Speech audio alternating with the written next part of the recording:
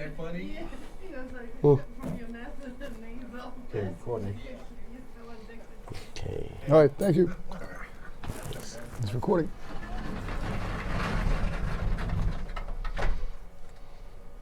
All right. Hello, everybody. Welcome to the show. A little preview before we go live on the air. This will probably be seen up on YouTube. They're gonna see this on YouTube. The way Remember, it is. subscribe, like. You heard what happened to was it Oh, Doomscock? there you go. Hello, everybody. Welcome to the show. Salut. Happy holidays. I'm Frankie's son. And I'm Mark. Happy New Year. Ooh, this is our New Year's show.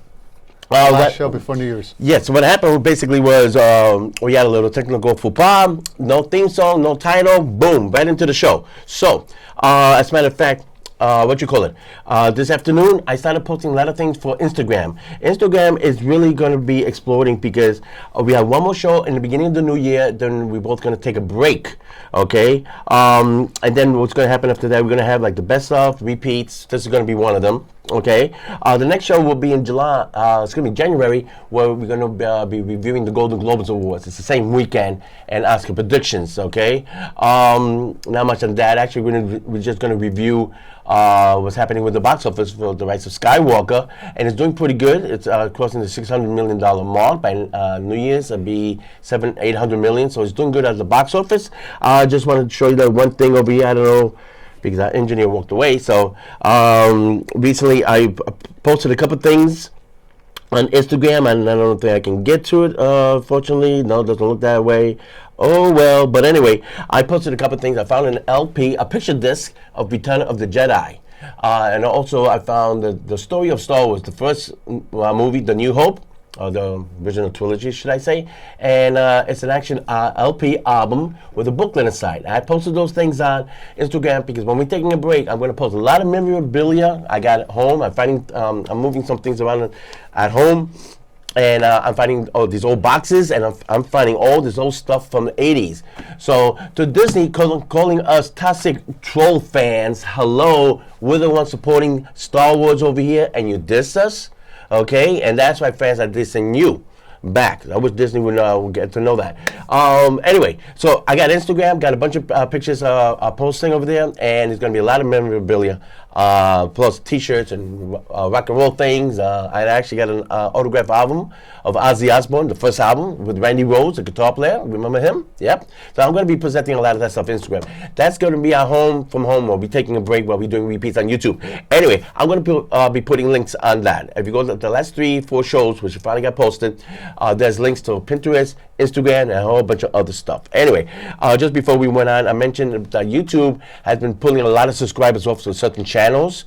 Doomscock and Mike Zero, they're two guys who really were mentioning a lot of tidbits and information. They were pretty much on the money about what was going on with Rise of Skywalker, and basically I guess Disney was pissed off at them. Nobody's really seeing what's going on, and they were pulling the subscribe because I just subscribed to both of them, and they pulled me off. I said, "You're not subscribed to these guys no more." So something's going on there. So we don't know what exactly was going on with YouTube. All I know is we're posting our shows there, and when we come back, hopefully by March, April, because there's really no movies. I mean, are you looking forward to 007? No. That's what sucks. It is what it is. Yeah, I mean, there's not much out there, coming in 2020. So, we're going to try to figure things out. But anyway, let's go right into movie reviews. Now, people say, you brought this book on last time, you didn't say anything about it. Basically, it's point of view of, how to make a film barely blind like this here, where you can hardly see anything out of a suit. That's what basically the whole book was about. He does mention he did see Mark Hamill at the very end of Rise of the Skywalker, and that was a little spoiled part. Now we know that he comes back as a Force Ghost and everything like that. So yes, there will be spoilers because we're not going to be holding back. But anyway, that's why the business with that. It's a good book, a lot of insights, but it's from a one-person point of view, being stuck inside a suit most of the time. But anyway, movie reviews. Okay, Cats.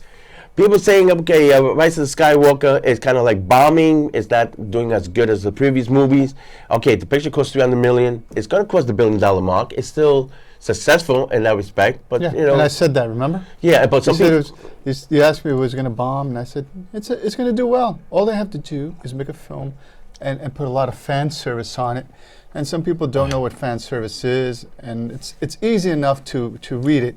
It's sort of like when you do callbacks. That's fan service. When you do a lot of callbacks to a previous film, then that's fan service. It's like you're giving the fans what they want to see, sort of like The Mandalorian. It's flooded with fan service. It's all Mandalorian is great. I love it. It's like a Boba Fett, Yoda species, Mandalorians, the original trilogy, stormtroopers, imperial bad guys, generals. Yeah, I mean, that's fan but that's what people want to see. We don't want to see this new stuff. Some people don't know what fan service is. I think that our audience knows what fan service is. But they're pretty much on it. There are people out there who don't understand what it is, and that's how they're like sucked in to continue spending money by fan service, by callbacks.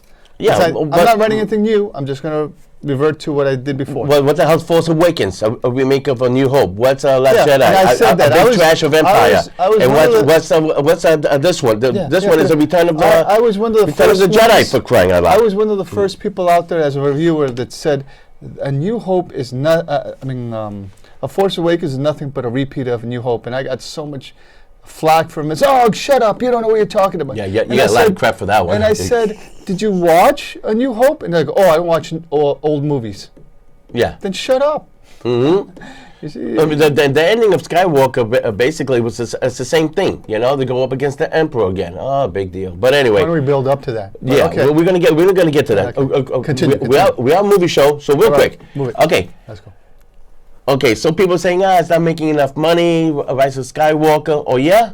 No, you know, with all this noise about what happened, the reshoots and re-edits, and I got a list of 7 different things about the end of the movie that's not even in the movie. But anyway, nobody's talking about Cats. Cats is the biggest disaster of the year. 100 million out the window, only has made 20 million, but it hasn't opened internationally. Like, it still hasn't opened up in Australia, United Kingdom, South Korea, where those people see anything, for crying out loud. So Cats is officially DOA as far as the U.S. Internationally, maybe it might break even, but it is turning out the biggest bomb for the holiday season. Okay, Sword, Taylor, Tay, Tata, she could not save the movie. She had one song, 10 minutes cameo. You know, fans, you're not missing anything. The problem with the editing and the camera work. They had the camera work right into people's faces, the actors' faces. Supposed to be a big spectacle out in the open. Right in your face. Really annoying. So you're not missing anything. Don't even bother seeing on Netflix. So anyway, also the problem was, remember I said, like Mary Poppins and Phil, because it really didn't have a hit song.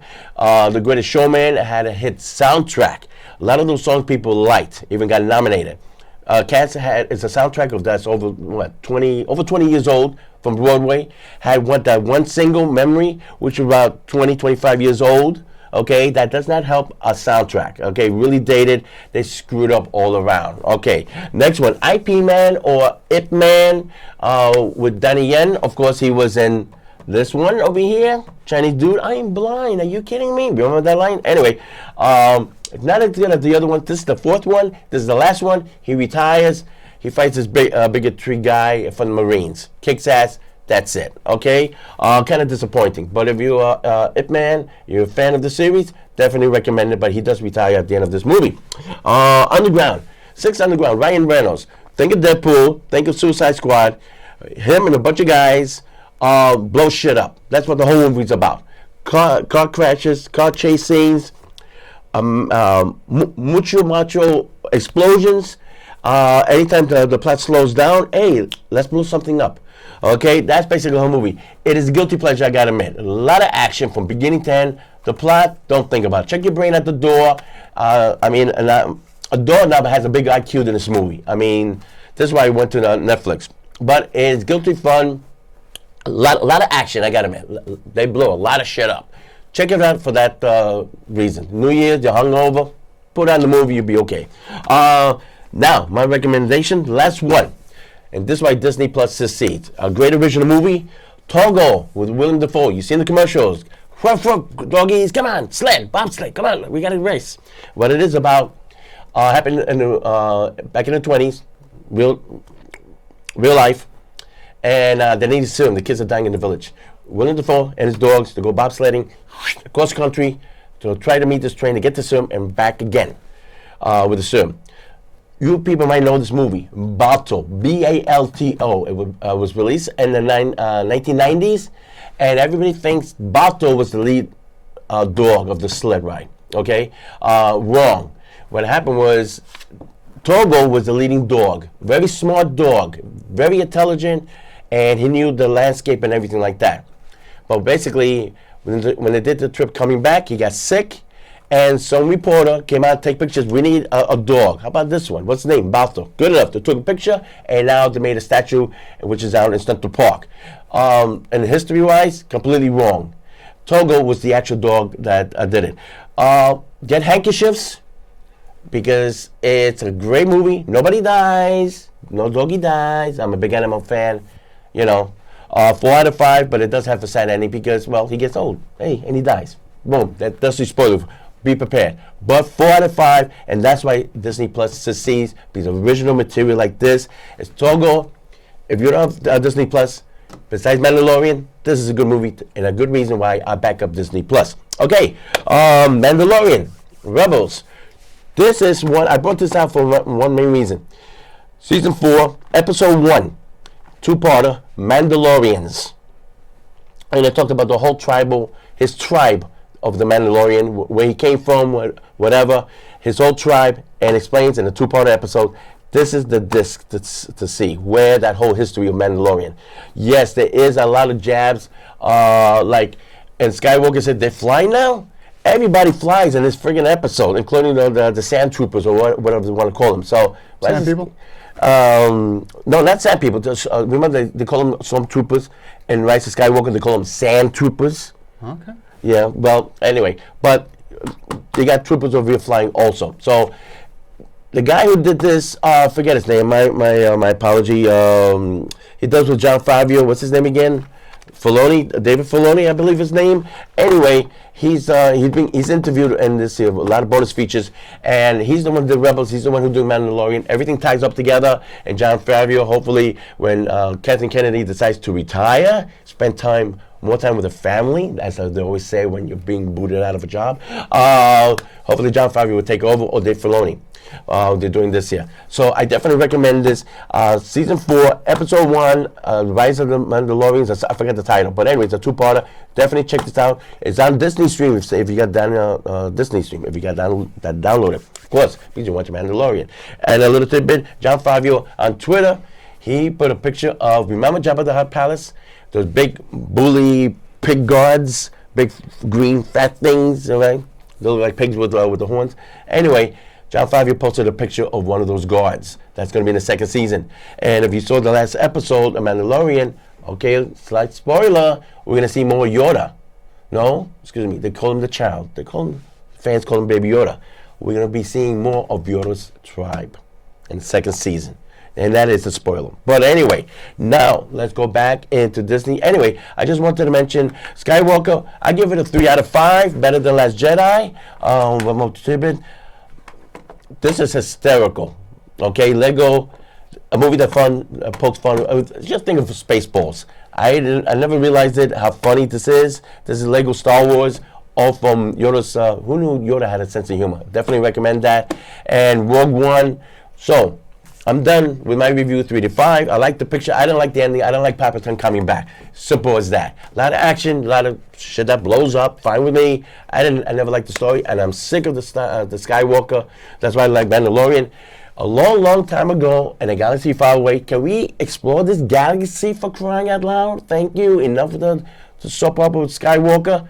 And I hated that ending with Palpatine. Fuck him. You will die, or you will join me. We shall be. Oh, fuck you. Anyway, 3 out of 5. Now, let's go to you, because I'm losing my voice. Well, I was hoping. All yours. I was hoping we'd have a back and forth, but okay. So I'll try. I got to give my voice a rest. Okay, I'm just letting you know. So, from my take, it has gone previously before. I'm gonna slowly work into the review.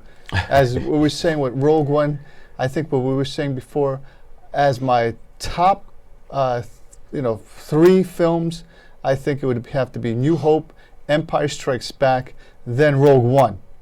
I know how people say, oh, you don't like the kiddie stuff, but what about Return of the Jedi? Yeah, that's why I didn't like it, because they threw in those Ewoks, and that kind of ruined it for me. Another reason why I won't go into buying Disney Plus, like you were saying, you were recommending it. I would not recommend it. I would not recommend it. It's a waste of money. They're just going to throw fan service on you. They won't. That's what we want. We want fan service. Hey, I thought you were going to let me speak. So, Scrooge. No, not at all. It goes back and forth with this thing where they say, don't you like this content? They're not going to be able to be sustainable. I said before, when we were speaking about the movie, this movie coming out, Rise of Skywalker, I said all they had to do is fan service, and that's all they ever do now, fan service. And The Mandalorian is nothing more than one big fan service. How long are they but how long can they persist with that? Eventually, they can't go to the well so often, because eventually the well goes dry. No, they can only go to the well so much. Same thing with what happened with The Walking Dead. Same thing would happen with Game of Thrones. They went to the well one too many times, and it came out dry. Or some people wanted to cut and run, and they found out that the last bucket they threw in there, it went completely dry. This is going to happen with everything. And Disney Plus, and we were speaking before, with Disney Plus, they're going to be able to continue this, because in films, you can sort of show an outrageous budget in order to make something better. But when you do streaming service, they become like regular TV shows, and you can't justify the exorbitant cost. But then you'll say, oh yeah, but then we'll have this forever. Yeah, but it's not going to be seen as significant as something that was probably in a movie theater, like Martin Scorsese would say. It's not going to be seen as significant. No one's going to care. And that's where him and my thoughts align on that a little. Okay, now going to Rise of Skywalker. I said from the beginning, all they have to do is fan service, and they'll come ahead. That's all people wanted in the second movie, and that's all they had to do. But I think some people are saying, oh, it's pretty brave that Rian Johnson came out with something different. No, he didn't. It's sort of like he wanted to act like, I want to be subversive, I want to burn it down, I want to throw away expectations. He was trying to make a name for himself at the expense of the fans. Yeah, but that's what he made a man for himself. He made enemies. Okay, all right. Yeah, so that's what people should have seen, that his track record for making movies, he's not that good. He makes films that are try to be slick. They try to be clever. What was one of the movies he made was Looper. Mm-hmm. And I would say, that movie wasn't good. He just tried to be slick by coming something at the end where something about time travel and then killing yourself from the going back into getting sent to the past to kill somebody from the ridiculous. It's convoluted. It would have been up there with people's critique against M. Night Shyamalan and saying, "Oh, this is just a trope thrown out there for you could say, oh, it's amazing."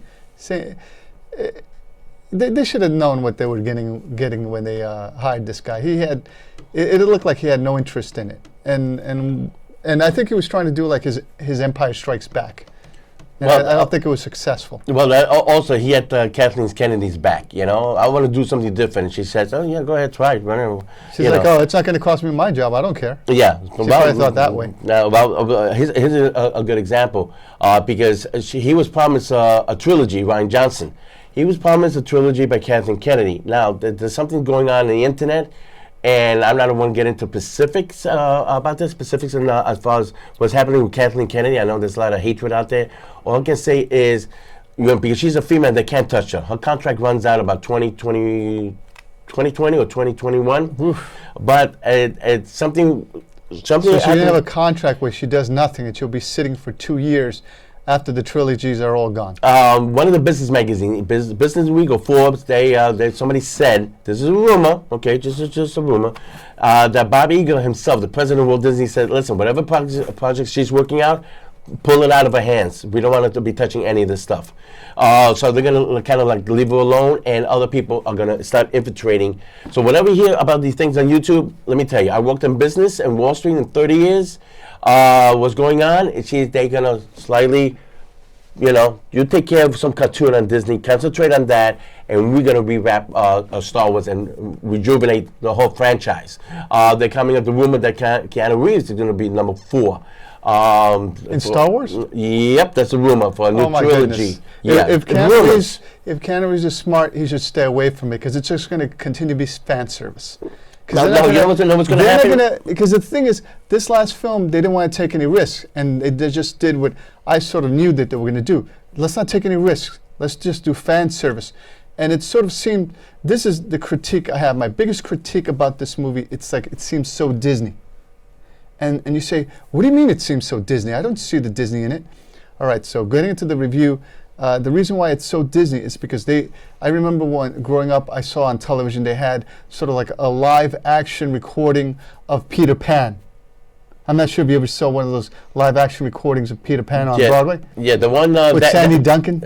Right, but they had a review of that with Christopher Walken on no, Channel 4. Not that one. We're talking about another one. Oh, the one on Broadway. Okay. Oh, the one on Broadway. Sandy Duncan's a long time ago, and it probably played in the 70s, late 70s. So anyway, they had a scene there that was very much like all the steps in this last Star Wars films. Like they were doing with Tinkerbell would be dead in Peter Pan, and Peter Pan was like, oh no, Tinkerbell's dead, but if you all applaud really loud, everybody applaud, we could bring Tinkerbell back to life, we could bring her back to life. And then all the kids would be applauding, and then they'd be really loudly, come on. And then at the end, Peter Pan would say, oh, it didn't work. She's still dead. It's, sort of like saying it's all your fault. And everybody's like sad. And they did that throughout the movie. Every scene, there was a scene like that. It was like... Well, Chewbacca, yeah. Spoilers. She killed Chewbacca. No, Chewbacca was on another transport. They don't explain that. Peter Pan. And then there's so many holes in this movie. It's alive, yeah. But they kept doing that in a lot of scenes. They did that with Chewbacca. They did that with Princess Leia. Spoilers, like oh my God, she's doing strong, and then now spoilers. Oh, she passed away, and you weren't here to see her pass away. Well, you knew she was to pass away, but she died in real life. So I had to get around that. But I was saying before, it's like why would you even bring her back? And she probably wasn't really in that good of health. I was saying to myself, even when I think I saw her in the first film, and then going on to the second film, I was like, she's gonna pass away. Yeah, she didn't look good, no. Yeah, she didn't look good. You could see that she was like a very bad off, and I even said that joke with you when I think they had to have this moment where they're gonna kiss. What was it? God, I forgot. Harrison Ford was as opposed to kiss. Leia. Yeah, Leia, and then like instead of kissing, he just grabs her and puts her head in his chest. Like, no, I don't want to kiss you. I'll just do this. I just love you for that. Yeah. There. I do not want to kiss you. And it was very apparent. It's like real weird. And then they did another scene towards the end where they finally gave Chewbacca his medal, which that made no sense. Which is funny because if you see on YouTube, you always see some people do scenes where all the times Princess Leia has snubbed Chewbacca and treated him like a third-class piece of garbage. Sort of like what they did with R2. You move this rug out of my way? Yeah, exactly. She was always insulting him. Yeah, exactly. And it's sort of like when in the second movie, when Han Solo dies, she doesn't go to consult him. No. She goes, Ray, I know you just knew him for 20 minutes, but you seem like you really loved him. You seem like you only knew the stranger he was a stranger to you, and you knew him for 20 minutes, and I can tell you really loved him. It's like a family member was taken out of your life. Yeah. Oh, get this rug out of my face. Yeah. And you just seen that, like they show you those clips where, like he was walking towards her, and she just walks past him like she didn't even see him. Like, I don't even see this guy. And then that's where she sees, Ray, oh my God, you're the one who suffered the most. There's a lot of faults in the movie. I mean, Finn is like, oh, Ray, before we sing into the quake sign, I got something to tell you. And then all of a sudden, they skip over that. And just when the general was about to shoot them in the back, of course, he shoots the stormtroopers instead. Oh, by the way, I'm the snitch or the snitch, the spy. Yeah. But in the meantime, just before they're ready to die, oh, by the way, you're going to tell Ray something? Oh, you still with that? And they never explained that. The whole movie's like that with plot holes. They never explain where Palpatine came from. If you see, it doesn't even matter. It's like I went to see with a family member. Well, if you see YouTube, they'll explain the thing that he wanted to say, Ray wanted to say, is he's force sensitive. That he has the power of the force. But I don't think anyone really cared. No, nobody cared. No one really cared. But continuing, like I said, I went to see with a family member. They were surprised that Palpatine is back. Spoilers. And they said, Palpatine's back? And I said, well, just go with it. It's a movie. Yeah. And another funny thing, this happened within the theater. There was this one person who was all into it. He was all fan serviced into it. He was applauding at everything. And everybody was just kind of quiet. Mm-hmm. They weren't applauding at all. And then I looked over to my family member. I'm like, I guess this is going to go on during the whole movie. And nobody else was applauding. And I think since we went on Christmas, there was only 3 rows of full. The middle row that I was in, the one in front, and the one behind me. And then there was this one guy who was like 4 rows away from the screen. And he was like the guy who was trying to get everybody on board. Come on, everybody applaud, yeah. Right. I'm like, I lost. Yeah. Dude, I saw, man, audience was dead. Everybody was going through the motions. And it was half empty, too. Christmas Eve, it was half empty. Well, what does that say? Okay, now, about the movie. What version are we going to get on the Blu-ray? They said that we're going to include the deleted scenes. What kind of deleted scenes? Well, let me tell you, this is exactly what got cut, okay? One, Lucas wrote the last half hour where he introduces a secret Jedi that was hidden all this time. Cut. Next, a hidden Christian. Anakin Skywalker comes back as a Force Ghost to help Leia out. Rey, excuse me. Cut. Matt Smith comes out as a villain. He has something to do with the blade. They cut him out. The blade stayed in. Next, Mark Hamill. He has a whole dialogue telling Rey about this is the way the Force works, blah, blah, blah, blah. The only line that remained is that, oops, I guess I was wrong. Sorry about that. Boom. He had like about 20 minutes worth of dialogue. Thank goodness they cut it. Thank goodness they cut it. 20 minutes. Okay. All Force Ghosts show up at the end. They physically had all the Force Ghosts. Ray, we can help you out. We all get together. They show up at the end. That got cut. Okay. Last one. They destroyed the whole Millennium Falcon with everybody on board. What happened? They rewrote the scene. That's why all these guys show up on horses on the Star Destroyer. That's what happened there. Again, another scene that was cut. And I mentioned that Colin Trevor never wrote Palpatine in the last episode of the trilogy. He said no. Well, he got fired because he did another movie after Jurassic Park World. We had to start wrapping it up. Oh, and one more thing they did with CP3. Oh, CP3, if I do this, it's going to kill me. And then they act like he's dead. Oh, no, he's dead. Oh. And then all of a sudden, he comes back. They give him back his memory. It's like everything's fine.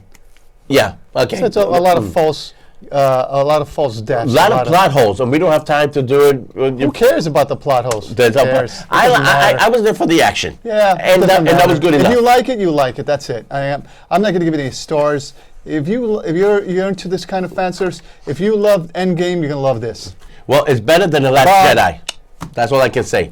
Okay, everybody. All right, that was the end, and this is for the YouTube. Please like, subscribe.